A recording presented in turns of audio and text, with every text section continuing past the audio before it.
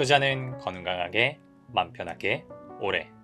안녕하세요. 케빈 베스만 허정욱입니다. 오늘 촬영일자 3월 5일 수요일입니다. 오늘은 또 오랜만에 반도체 밸류체인에 있는 기업 중에서 여러분들이 공부해 보시면 좋은 기업을 하나 가지고 왔습니다. 언제나 강조드리지만 매수를 하라거나 매도하라거나 추천드리는 건 절대 아니고요. 여러분들이 한번 공부해 보시고 스스로 한번 판단을 해보셨으면 좋겠습니다. 오늘은 동진세미캠에서 다룰 건데요.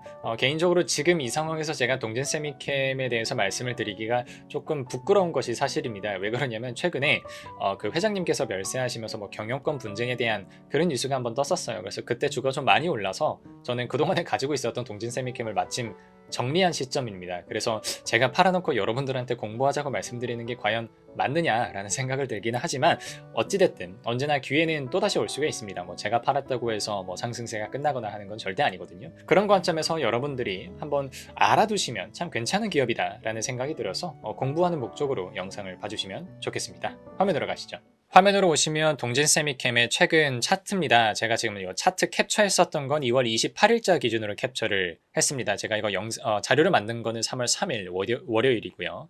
지금 보시면 차트에 대해서만 말씀을 드리면 그동안에 굉장히 못 뚫고 올라왔었던 121선을 뚫고 올라오면서 상승 추세가 잡히긴 했습니다. 모양이 자리가 나쁘지는 않아요. 근데 최근에 좀 급등하면서 좀 어느 정도 수급이 조금 빠지고 차익 실현 매물이 나오면서 21선을 테스트를 하고 있어서 이게 조금 부담스럽긴 합니다. 이게 만약에 혹시 꺾여 내려간다라고 하면 저희가 조금 다음 기회를 노려봐야 되는 것 같고, 만약에 여기서 지지가 나와준다라고 하면 계속해서 전반적인 장기적인 상승 추세를 조금 가져갈 수도 있지 않겠냐, 이런 생각을 해볼 수가 있습니다. 먼저 이 기업이 주로 뭘 하는지를 한번 말씀을 드려볼게요. 이 기업은 반도체 노광 공정에 쓰이는 PR, Photoresist 감광액이라고 하는 것을 만듭니다. 그러니까 노광 공정에서는 없어서는 안 되는 그런 필수 소재라고 보시면 되고요. 이게 한자로 한번 읽어보시면 감광, 빛을 감지한다는 거잖아요. 얘가 빛에 노출이 되면 성질이 바뀝니다. 그래서 공정에 따라서 조금씩 디테일은 다르지만 오른쪽에 아주 단순한 그림을 하나 가지고 왔어요. 지금 이제 반도체 실리콘 서브스트레이트 위에 방막 산화막을 하나 형성을 합니다. 그 다음에 여기 위에다가 감광액을 깔아야 돼. 이 감광액을 깔지 않고 EUV를 때리는 게 의미가 없습니다. 왜 그러냐면 여기 지금 그냥 파란색 산화막에다가 EUV 레이저, 꼭 EUV라고 생각 안 하셔도 돼요. 레이저를 뿅 쏘게 된다고 해서 얘가 깎이지는 않거든요. 그래서 감광액이 필요합니다. 그래서 일반적으로 저희가 예시를 들 때는 포지티브 감광액 기준으로 말씀을 드리는데, 여기 지금 주황색 PR을 도포를 하고요. 위에 이제 포토 마스크에 따라서 레이저로 뿅 쏘게 된다는 거죠. 그러면 빛이 통과해서 빛을 맞는 애는 없어진다라고 치죠. 네거티브는 빛을 안 맞는 게 없어지는 거고, 포지티브는 빛을 맞는 게 없어지는 건데, 포지티브 기준으로 말씀을 드리면 여기를 지금 회로 모양이 나는 거예요. 그럼 요 모양에 따라서, 감광의 모양에 따라서 여기 산화막을 식각을 합니다. 엣징 공정을 들어갑니다. 그래서 램리서치가 굉장히 이 장비로 유명한 기업이죠. 그 다음에 여기 위에 도포되어 있었던 PR을 없애는 그런 구조를 반도체 공정들이 일반적으로 가지고 있습니다. 그래서 이 친구는 PR 소재를 굉장히 열심히 그리고 많이 하는 기업이고요. 되게 특이한 게 원래는 발포제 하던 회사였습니다. 발포제 하던 회사가 10수년 전이었던 것 같아요. 그때부터 반도체 소재를 하겠다고 덤비면서 되게 괜찮은 소재를 팔게 된 그런 기업이고요. 국내향으로 나가는 매출의 절반 정도가 PR이라고 하는 만큼 정말 포토레지스트의 진심인 기업이다, 이렇게 알 수가 있겠습니다. 근데 어떤 반도체에 들어가느냐가 조금 중요하겠죠. 그래서 기존에는 KRF 소재가 메인이었어요. 근데 이 KRF는 여러분들이 찾아보시면 낸드 쪽에 들어가는 어떤 그 PR이라고 보시면 되고요. 근데 이제 점점 RF, 그러니까 ARF, 그 ARFI 정도로 확장이 되고 있습니다. 그래서 이쪽은 조금 더 선단이라고 볼 수 있는 D램 쪽으로 들어간다고 보시면 되고요. 이 친구는 EUV용 PR도 이미 가지고 있고, 하이NA EUV용, 차세대 노광 공정이라고 알려져 있죠. 하이NA EUV로 들어가는 PR 또 개발 중입니다. 그래서 이쪽은 파운드리향까지 지금 회사가 시도를 하고 있다고 보시면 되고, 그래서 결국에는 우리가 일반적으로 알고 있는 주요 반도체 세 가지, D램, 낸드, 그리고 일반적인 시스템 반도체 파운드리, 이쪽을 전부 다 커버하는 그런 제품 포트폴리오 차원에서는 상당히 매력적인 그런 기업이라고 보셔도 되겠습니다. 그리고 이 기업이 PR만 하는 거는 아닙니다. 저희 저번에 솔브레인 쪽에서도 말씀을 드렸었는데 CMP 슬러리를 합니다. 대표적으로 많이 쓰이는 게 HBM에서 TSV 공정할 때 되게 중요하고요.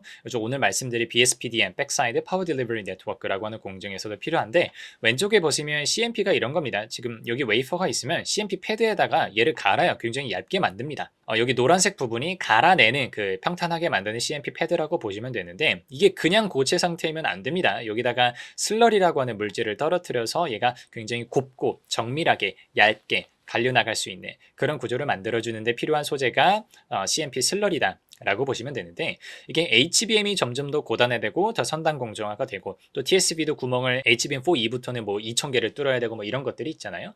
그런 관점에서 TSV 공정에서 더 많이 필요한 게 CMP 슬러리입니다. 이 구멍을 정말 정밀하게 뚫어야 되거든요.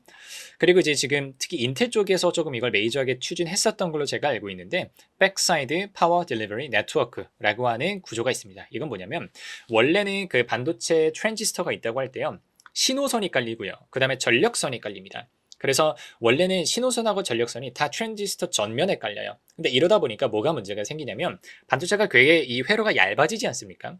그럼 신호선을 통해서 지나가는 전자들과 전력선을 통해서 지나가는 전자들이 서로 간섭을 하게 됩니다. 그러면서 신호가 교란이 생겨요. 그럼 반도체 성능이 떨어지겠죠. 그래서 이걸 막기 위해서 고안해낸 이 공정이 뭐냐면 신호선은 그대로 트랜지스터 전면에다가 깔고 갑니다. 근데 전력선을 반도체 표면 그 트랜지스터 후면으로 빼는 거예요. 그래서 백사이드 파워 딜리버리 네트워크라고 저희가 표현을 하는 겁니다. 그렇게 되면 신호선은 위로 지나가고 전력선은 밑으로 지나가게 되면서 조금 신호 간섭이 덜한 그런 구조를 만들어줄 수가 있겠죠. 그래서 혹시 여러분들이 뭐 CMP 슬러리에 대해서 궁금하시다면 동진 세미캠뿐만 아니라 솔브레인도 지금 들어가고 있고 KC텍이라고 하는 기업도 CMP 패드 뭐 관련해 가지고 사업을 하고 있으니까 여러분들이 한번 공부해 보셔도 괜찮을 것 같습니다. 그러면 우리가 이 기업에 대해서 어떤 걸 좀 기대를 해볼 수 있느냐라고 하면 저는 세 가지 정도 약간 억지로 쥐어짜는 느낌이 있기는 있습니다. 그래도 한번 여러분들의 시나리오 차원에서 좀 가져가시면 좋을 것 같은데 첫 번째로는 저번에도 말씀드렸지만 올해 상반기 같은 경우에는 적어도 주요 낸드 제조업체들이 감산을 할 것 같습니다. 그러다 보니까 상반기는 좀 어려울 수가 있어요. 근데 그러면서 얘기가 나오고 있는 게 하반기에는 낸드가 가격이 올라올 수 있다 이렇게 보시면 되겠습니다. 지금 디램하고 낸드 쪽하고 이제 현물 가격 같은 걸 보시면 디램 같은 경우는 매일매일 현물 가격이 조금씩 올라오고 있습니다. 근데 아직까지 낸드 쪽은 거의 고정이 되면서 낮게 유지가 되고 있는데 이게 감산을 계속 하다 보면 하반기 때는 조금 재고가 부족해지면서 낸드 가동률이 회복이 되고 동지세미캠이 수혜를 좀 볼 수도 있지 않겠냐 이런 분석을 우리가 해볼 수가 있습니다.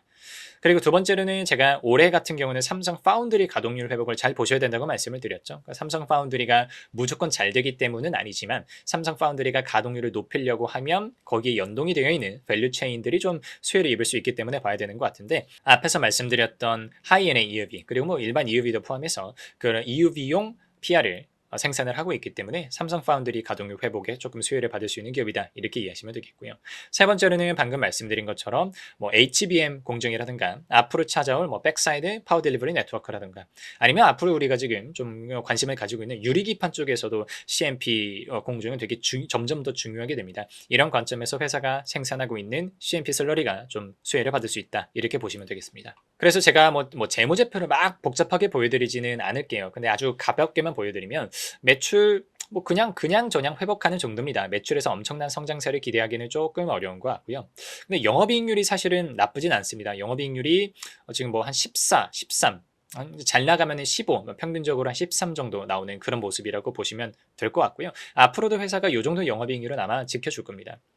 그리고 ROE가 되게 괜찮아요. ROE가 경기가 좋으면 25%까지도 가는 것 같고요. 23년도가 조금 많이 어려웠죠. 23년도 어려웠을 때 17 정도. 그래서 앞으로 평균적으로는 10% 후반에서 20% 정도의 ROE는 낼 수 있지 않을까라고 생각이 들어서 저는 개인적으로는 여기만 보자면 정말 up to 최대치를 한 20배까지도 펄을 좀 줄 수 있지 않을까라는 생각을 해보지만 그러는 동시에 제가 사실 이 기업에 대해서 밸류에이션을 때릴 때 제 자료를 보시면 굉장히 펄을 낮춰놨습니다. 적정 펄을. 왜 그러냐면 이것 때문이에요.